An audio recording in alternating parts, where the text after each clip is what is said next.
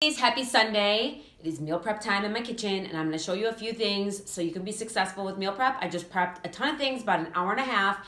In my kitchen, I clean while I go, so my kitchen is not a complete disaster, and I hope that you can take some of these tips and use them to be successful at meal prep. First, as you know, you always got to start with a meal plan. I have my meal plan out, and so I know exactly what I'm cooking and what I'm preparing. Then I have my computer set up, so I'll show you. And I am filming this by myself, but I use my computer right here. If you have an iPad or something, that would work.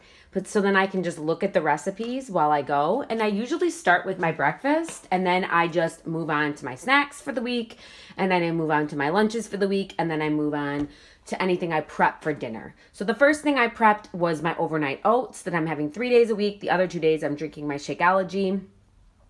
2 days a week I'm having hard-boiled eggs for my snack that I just did in my pressure cooker, and I did that yesterday. So I kind of like scatter it throughout the weekend to just prep a few things to help myself with timing, so I'm not stuck in the kitchen all day long.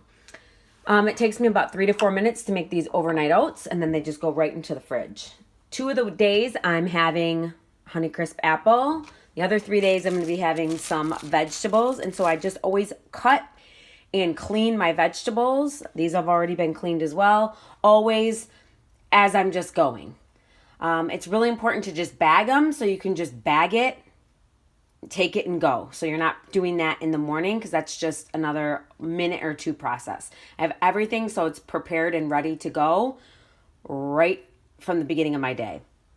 Then I moved on to my lunches, and I mostly eat the same lunches Monday through Friday. And then for dinners, I switch it up every night.